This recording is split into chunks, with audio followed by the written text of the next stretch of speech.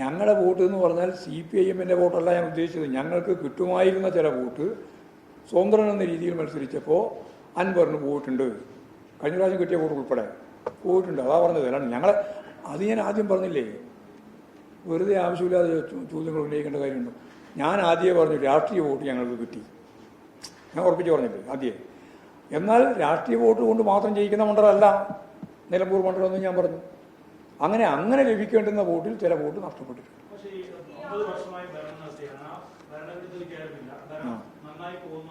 അതെ നിങ്ങൾ എനിക്ക് അങ്ങോട്ട് ചോദിക്കാണ്.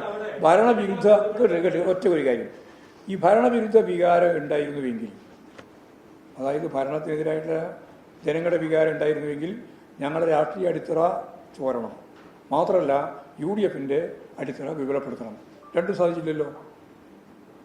അവർക്ക് അവരുടെ വോട്ടിനെ നിലനിർത്താൻ വോട്ട് നിലനിർത്തിയ അതിലേക്കെങ്കിലും എത്താൻ സാധിച്ചത് ജമാഅത്ത് ഇസ്ലാമിൻ്റെയും അതുപോലെ തന്നെ SDPI ഉൾപ്പെടെയുള്ള ഈ പറഞ്ഞ എല്ലാ വിഭാഗത്തിൻ്റെയും വോട്ട് ചേർത്തിട്ടാണ്. ഭൂരിപക്ഷ വർഗീയതയും ന്യൂനപക്ഷ വർഗീയതയും എല്ലാം ചേർന്ന് ഉപയോഗിച്ചിട്ടാണ് അവർക്ക് സാധിച്ചത്. എന്നിട്ടും അവർക്ക് കഴിഞ്ഞ പ്രാവശ്യത്തെ വോട്ട് കിട്ടിയില്ല. തോറ്റ സമയത്തുള്ള വോട്ട് പോലും കിട്ടിയില്ല.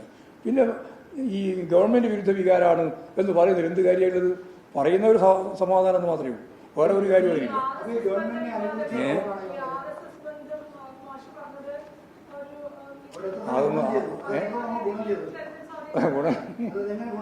ഞാനത് ഗുണം ചെയ്യാനോ ദോഷം ചെയ്യാനോ ഉള്ള ഒരു പ്രയോഗമായിട്ട് പറഞ്ഞതല്ല, അത്രയേ ഉള്ളൂ.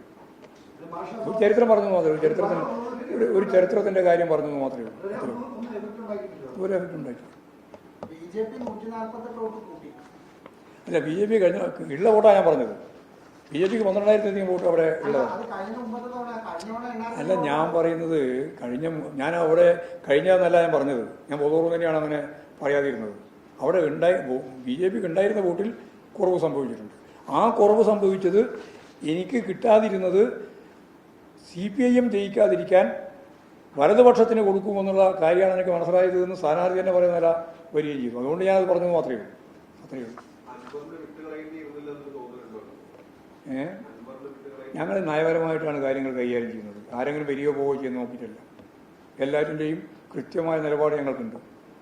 അത് ആശയപരമായ, രാഷ്ട്രീയമായ, ദാർശനികമായ കാഴ്ചപ്പാട് ഉൾപ്പെടെ വെച്ച് ഒരു ഇടതുപക്ഷ ജനാധിപത്യ മുന്നണിക്ക് ഉൾക്കൊള്ളാൻ സാധിക്കുന്ന രീതിയിലുള്ള നിലപാട് സ്വീകരിച്ചുകൊണ്ട് മാത്രമേ ആരെയും ഉൾക്കൊള്ളാനും ആരെയും പിന്തള്ളാനും സാധിക്കുകയുള്ളൂ. ആ നിലപാട് വെച്ചിട്ട് ഒരു തരത്തിലും അൻവറിനെ മുമ്പോട്ട് കൊണ്ടുപോകാൻ സാധിക്കുന്ന ഒന്നായിരുന്നില്ല അദ്ദേഹത്തിൻ്റെ സമീപനത്തിൻ്റെ ഫലമായി. അതുകൊണ്ട് നഷ്ടമായോ കോട്ടായോ അല്ല ലാഭമുണ്ടായോ ഒന്നും നോക്കേണ്ട കാര്യമില്ല.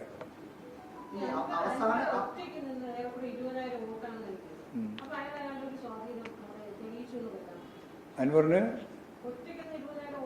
നേടിയിട്ടുണ്ട്. അത് ഒരാളുടെ ശക്തി മാത്രമല്ല അതിൻ്റെ ഭാഗമായിട്ട് വരുന്നത്. അതിന് ഒരുപാട് ഘടകങ്ങളുണ്ട്. ആ ഘടകങ്ങളൊക്കെ ചേർന്ന് നിന്നപ്പോൾ അൻവറിന് അനുകൂലമായിട്ട് കുറേ വോട്ട് കിട്ടി എന്നുള്ളതാണ് സത്യം. ആ അനുകൂലമായ ഘടകങ്ങൾ എന്തൊക്കെയാണെന്നൊന്നും ഇപ്പോൾ വിശദീകരിക്കാൻ പറ്റില്ല. അത് വ്യക്തിപരമായിട്ടുള്ള മാത്രമല്ല, അതിലൊന്നും ഒരു കാര്യമില്ല. പിണറായി എന്ന് പറഞ്ഞാൽ എന്താണെന്ന് പോലും അറിയാണ്ട് വെറുതെ ഇങ്ങനെ വർത്തമാനം പറഞ്ഞുകൊണ്ടിരിക്കുക, അല്ലാണ്ട് വേറെ എന്ത് കാര്യം? പിണറായി ഒന്നുമില്ല, അങ്ങനെ വേണ്ട,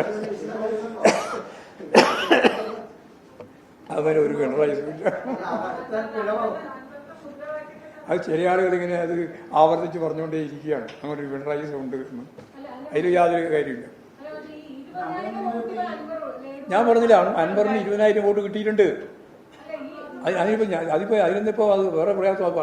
അത് വന്ന കാര്യം നമ്മളെല്ലാം മനസ്സിലാക്കിയതല്ലേ, നിങ്ങളെല്ലാം മനസ്സിലാക്കിയല്ലേ, അത് പറഞ്ഞു മാത്രമേ ഉള്ളൂ.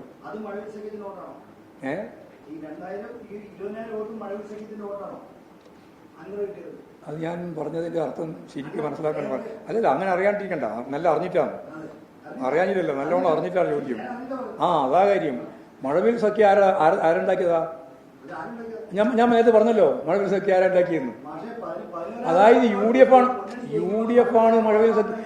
ഈ സഖ്യ ഉണ്ടാക്കിയത് ജമാഅത്തെ ഇസ്ലാമിയായിട്ടും SDPI ആയിട്ടും അതുപോലെ തന്നെ ഹിന്ദു വർഗീയവാദികളായിട്ടും ഒക്കെ സഖ്യം ഉണ്ടാക്കുന്ന ഒരു തരം മാനേജ്മെന്റ് സംവിധാനം കൈകാര്യം ചെയ്തത് UDF ആണ് എന്ന് ഞാൻ നേരത്തെ പറഞ്ഞു, ഇപ്പോഴും അത് തന്നെയാണ് പറയുന്നത്. പിന്നെ അത് അൻവറുമായിട്ട് കൂട്ടിക്കണക്കേണ്ട വല്ല കാര്യമുണ്ട്? അതിൽ കാര്യമില്ല.